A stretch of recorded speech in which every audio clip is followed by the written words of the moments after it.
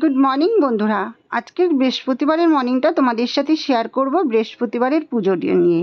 তো তোমরা আমার সব রকম ভিডিওই দেখো সব সময়, কিন্তু আজকে আমি তোমাদের সাথে শেয়ার করব বৃহস্পতিবারে আমি কিভাবে পুজো দিই আমার গৃহলক্ষ্মীকে, তোমাদের সঙ্গে সেটাই শেয়ার করব। তো চলো, সবাইকে স্বাগত জানিয়ে ভিডিওটা আজকে শুরু করলাম।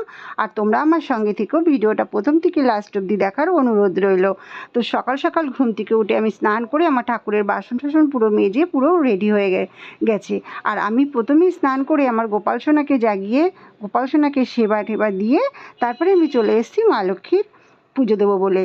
তো আমি মা লক্ষ্মীর পুজোটা কীভাবে দেবো, ঘট কীভাবে বসাই, তোমাদের সঙ্গে সবটা শেয়ার করব। কারণ হলো তোমাদের সঙ্গে আমার পুজোটা শেয়ার করা হয় না খুব একটা, সব রকম ভিডিওই আমি সবসময় শেয়ার করে থাকি, কিন্তু বৃহস্পতিবারের পুজোটা ভাবলাম আজকে তোমাদের সাথে আমি শেয়ার করি। তো চলো বেশি কথা না বাড়িয়ে পুজোটা শুরু করা যাক। এইদিকে আমার ফুলও চলে এসেছে, ফুলের জন্য একটু মাঝে মাঝে দেরি হয়ে যায়। তো ফুলটা আমার বড় ননদই এনে দেয় সকাল সকাল, যেহেতু তোমাদের দাদাভাইয়ের বাজার যেতে যেতে 10টা, 10:30, 11টা বেজে যায়, তাই বড় ননদ সকাল সকাল বাজার করে বলে ফুল আনতে যায়। বড় ননদের বাড়ির জন্য ফুল নিয়ে আসে আর আমাদের ফুলটাও নিয়ে আসে একসাথে। তো আমার এপাশে দেখো গুছিয়ে নিয়েছি, এবার আমি পুজোটা দেব। পুজোটা কিন্তু এই যে পুজোটা দিচ্ছি আমি, এটা আমার গৃহলক্ষ্মীর ঘর, মানে এটা আমার শ্বশুর শাশুড়ির ঘর। এই ঘরেই আমাদের সিংহাসন আছে, আমি এখানেই পুজো দিয়ে থাকি। তো তোমাদের মনে প্রশ্ন আসতেই পারে যে তোমরা তো গোপাল সোনাকে দেখি সবসময় আলাদা ঘরেই রাখো, কিন্তু হ্যাঁ বন্ধুরা, তোমাদের মনের যে প্রশ্নটা সেটাও আজকে তোমাদের সঙ্গে ক্লিয়ার করে দেবো। যেহেতু আমার গোপাল সোনা সবসময় আলাদা কেন থাকে, তো সেটা কী কারণে থাকে, কেন থাকে, তোমাদের সঙ্গে এই ভিডিওতে সবটা আমি আজকে শেয়ার করব। তো আমি এপাশে দেখো আমার মা লক্ষ্মীকে আমি অভিষেক করাবো। তো প্রত্যেক বৃহস্পতিবারই অভিষেক করেই থাকি যেভাবে, আজকেও সেভাবে করাবো, কিন্তু আজকে আমি একটু গোপীচন্দন মাখিয়ে সে অভিষেকটা করাবো।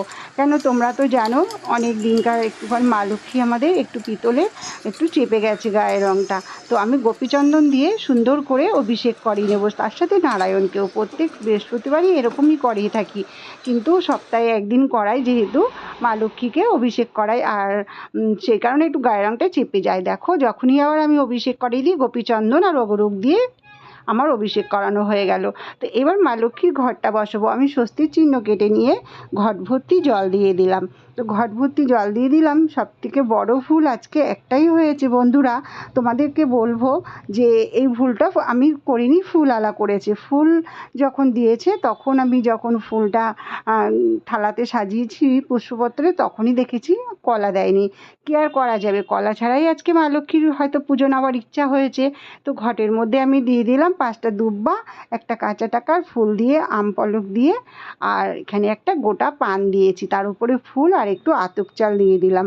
তো বন্ধুরা, ধান যদি তোমরা না দিতে পারো, ঘরে আতপ চাল যদি থাকে, তোমরা 5টা আতপ চাল নিয়ে নেবে। আতপ চাল নিয়ে তোমরা ঘটের মধ্যে দিয়ে দেবে। আমি এখানে হর্তুকিও দিয়ে থাকি, তখন আমি একটা কাঁচা টাকা দেই না, শুধু হর্তুকিটা দিই। তো আজকে আমি কাঁচা টাকা দিয়ে দিয়েছি, দিয়ে মা লক্ষ্মীর ঘরটা স্থাপন করছি। আর হয়তো তোমরা সবাই জানো মা লক্ষ্মীর ঘট বসানোর সময় উলুলু দিয়েই মা লক্ষ্মীর ঘরটা স্থাপন করতে হয়।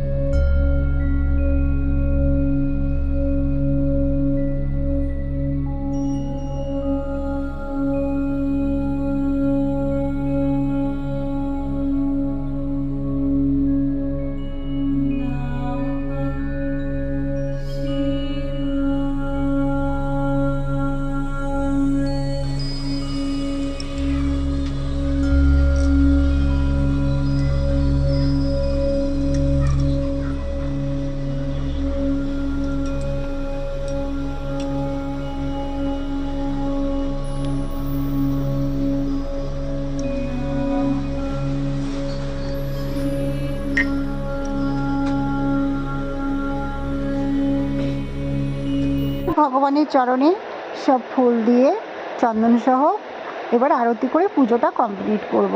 তো চলো তোমাদেরকে বলছি আমার গোপাল সোনা কেন আলাদা জায়গায় থাকে। তো বন্ধুরা, আমরা হলো একান্নবর্তী পরিবার, আমাদের এই ঠাকুর ঘর থেকে আমাদের রান্নাঘরটা খুবই কাছাকাছি। তো এটা হলো আমার শ্বশুর শাশুড়ির ঘর। এখানে আমাদের বাস্ত ঠাকুর প্রথম থেকেই আছে। এই যে পাথরের সিংহাসনে গুরুদেব আর মা লক্ষ্মী থাকে, দুটো সিংহাসন। তো বাবা মা চায় না যে বাবা মার এই ঘর থেকে এই সিংহাসন সরিয়ে ঠাকুর ঘরে আলাদা করে নিয়ে যাই। তাই আমরা এখানেই বাস্ত ঠাকুর থাকে আমাদের মা লক্ষ্মী, গৃহ মা লক্ষ্মী, আমরা এখানেই পুজো করি। আর গোপাল সোনাকে যেহেতু আমরা আলাদা রাখি কেন, রান্নাঘরটা বললাম না কাছাকাছি, যেহেতু তোমরা তো জানো গোপাল ঠাকুর যেখানে থাকে সেখানে কখনো মাছ মাংস ছোঁয়া চলে না।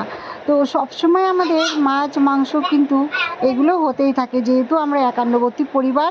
আমাদের কেউ মাছ খাচ্ছে, কেউ মাংস খাচ্ছে, কেউ নিরামিষ খাচ্ছে, এরকম চলতে থাকে। সকালে রান্নাঘরে ঢোকা হয় আর বিকেল 5টার সময় রান্নাঘর থেকে বেরোনো হয়, আবার সেই রাতে 2টো অবধি চলতে থাকে।